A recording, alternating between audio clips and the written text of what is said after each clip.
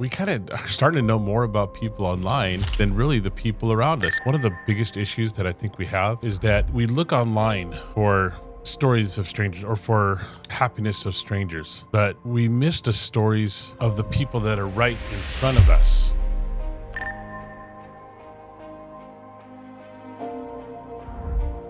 This image, it's not the story. It's just what made it online. It's the look at me, the smiling part, the sunset part, the perfect moment, but it's not the story surrounding why that motorcycle is in front of that bridge with that beautiful sunset in the background. You know, your life is not a highlight reel. It doesn't happen in a single moment like that. It's not just a perfect little image like that. It's happening all the time. It's happening in real time. And that's what a living story is. It's ordinary moments that are the actual story. It's the moments that we experience daily that really are writing the chapter in our story. One of the biggest issues that I think we have right now is that we look online for stories of strangers or for happiness of strangers, but we miss the stories of the people that are right in front of us, that are right here with us. And because we don't pay attention to those stories, we look for them or wait for them to post it online so we can ask them about it. We're kind of missing the whole personal side of the context of the story itself. We kind of really just trade the depth of being able to hear the story in person for the shallowness of the quick hit that we can just agree and smile about and give a like to, maybe even heart.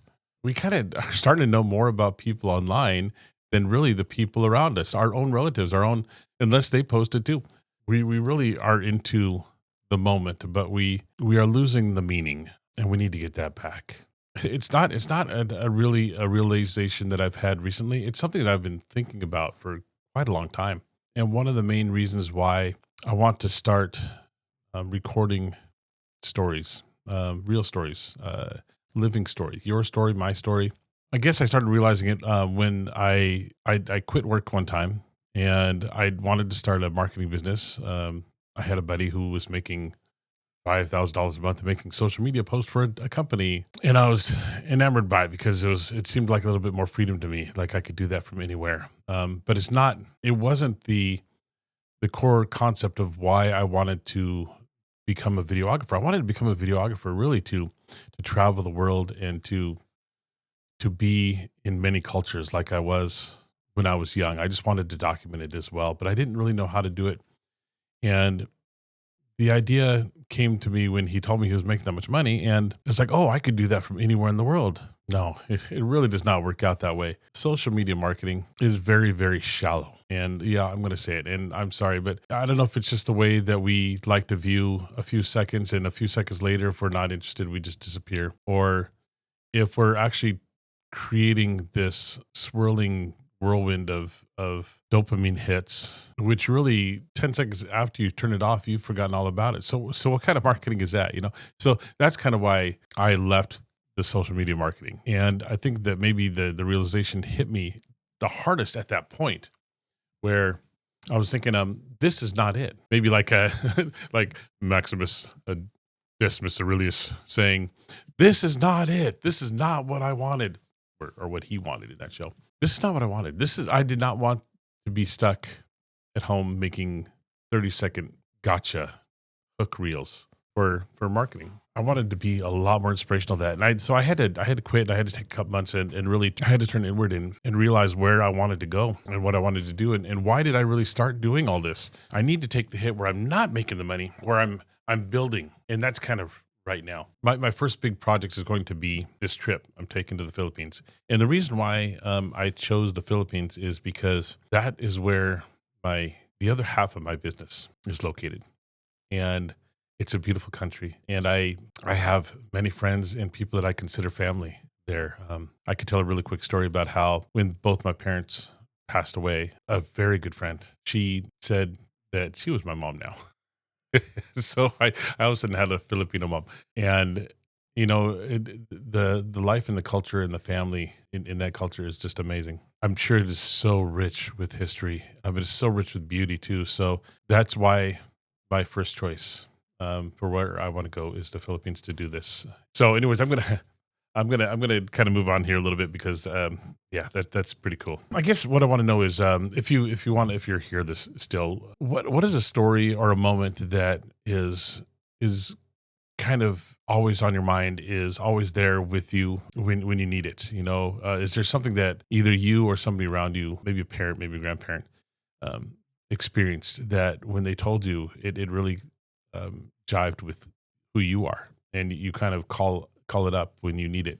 Because honestly, that person's influence or your own experience in that is a chapter that was written in your story, in your living story, that has given you the experience to move on, move up, and move forward. And I do believe that a living story means that everybody is living their own documentary. And I think that really is something you could feel.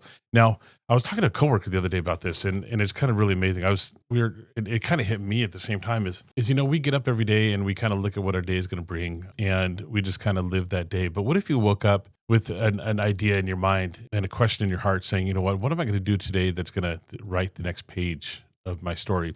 This is my living story, and I'm going to write something amazing today. Whether it's mundane or whether it's amazing, whether it's a positive or a negative. If you wake up realizing that your life has that much purpose, that you're actually writing a story as you live, that is a purpose. That is a moment, and I think God really puts that in our hearts, that we are supposed to live every day. And really, my point is, I want every day of my life to glorify God. So I'm trying to write my story in a way that people can hear it, see it, understand it, and that it points that God is the one that saved me, and that I try to live my life. And I am not successful a lot of time. I am very much struggling in every point. But every scar, every setback is a part of the story that's advancing me forward and giving me more strength. It's chapters. You always read the next chapter. The next chapter is being written, and then there's going to be another chapter after this. And I can't wait to see what the climax is, and I can't wait to see what the ending will be. When we don't think about our life as if we're just living a life day to day where it's just mundane and every day it's just a carbon copy, we're not really living. We're just alive. And if you're not living, if you're just alive, then your whole life is just going to disappear. And it's really not going to have an impact. Everybody can have an impact. Remember, you are a living story. Every day, wake up, say, what am I going to do to write the chapter of today, to write the page that is today in this chapter of my life? And what can I do to express this, to share this, and make it a glorifying moment in time? Every day should be. So, okay. Well, anyways, this has gotten long. Sit with somebody. Sit with somebody and listen. I know I tell you, look in their eyes, because eyes are the window of the soul. I tell you that every day is a beautiful day, and we're just living in it. We're the story that day, that beautiful day outside is building. It's not about going viral. It's about connecting with the people that matter most to you.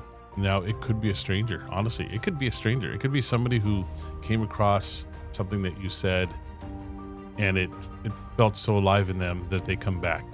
And it's a story that you may never know them, and they may never even say thank you, but it's there, and they're there every time. Your story matters. Don't worry about your life being a viral thing, because it's really about connection. Life is a story.